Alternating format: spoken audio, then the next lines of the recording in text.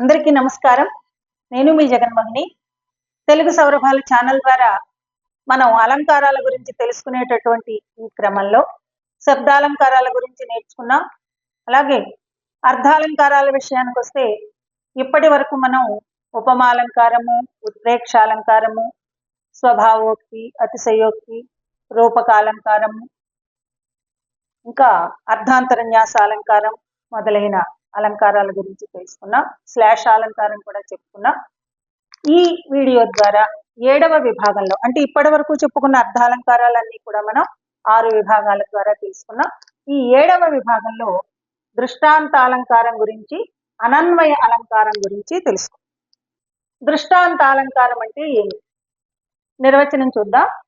వాక్యాలకు బింబ ప్రతిబింబత్వం ఉంటే అది దృష్టాంతాలంకారము.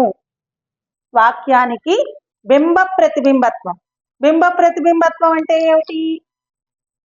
ఒక భావం అర్థం కావడానికి మరో భావాన్ని అద్దంలో చూపించినట్లుగా మనం చూపిస్తాం అన్నమాట. ఒక భావాన్ని మనం వ్యక్తం చేయడానికి ఇంకో భావాన్ని మనం అద్దంలో చూపించినట్టుగా చూపిస్తాం. అంటే ఉదాహరణగా తీసుకొస్తాం. దాన్ని దృష్టాంతాలంకారము అని అంటారు. అంటే ఇప్పుడు మన ముఖాన్ని అద్దంలో చూసుకుంటున్నాం అనుకోండి, మన ముఖం ఏమవుతుంది? బింబం అవుతుంది. అద్దంలో కనిపించేది ప్రతిబింబం అవుతుంది. అలాగే భాష విషయానికి వస్తే ఒక భావాన్ని అర్థం చేసుకోవడానికి ఇంకొక భావాన్ని ప్రతిబింబంగా కనుక మనం చూపెడితే దాన్నే బింబ ప్రతిబింబత్వ భావన అంటారు. అదే దృష్టాంతాలంకారము. ఇక్కడ ఉదాహరణ చూడండి. ఓ రాజా, నీవే కీర్తిమంతుడవు, చంద్రుడే కాంతిమంతుడు.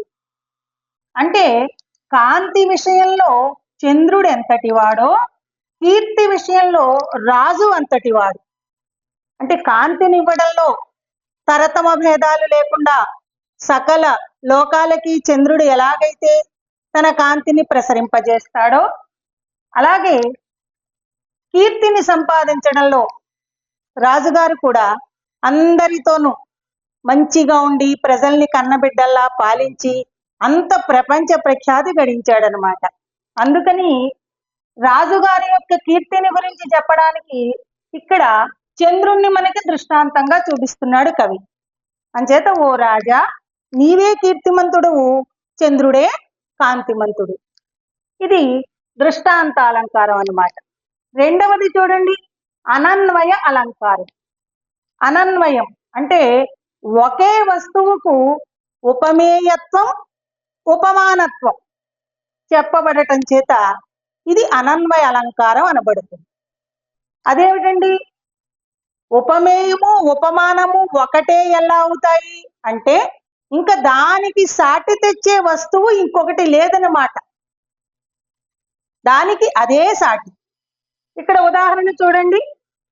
రామరావణ యుద్ధము రామరావణ యుద్ధము వలె ఉన్నది. అంటే రామరావణ యుద్ధాన్ని పోల్చడానికి వేరే ఇంకొక పోలికేది, ఇంకో యుద్ధం ఏది పోలిక లేదనమాట. రామరావణ యుద్ధం ఎలా ఉందిట? రామరావణ యుద్ధం వలె ఉంది. ఇది అనన్వయ అలంకారము అని అంటారు. అంటే ఉపమేయము రామరావణ యుద్ధమే, ఉపమానము రామరావణ యుద్ధమే. ఈ వలె అనేది ఉపమావాచకం. ఉపమాన ఉపమేయాలను కలపడానికి వాడినటువంటి పదం. సమాన ధర్మం ఏమిటి? ఉన్నది అనేది సమాన ధర్మం. ఉపమాలంకారానికి దీనికి తేడా ఏమిటంటే ఉపమేయము ఉపమానము కూడా ఇక్కడ ఒక్కటే అవుతుంది. ఇక వేరే సాటి వచ్చేదేది లేదన్నమాట ఆ వస్తువు.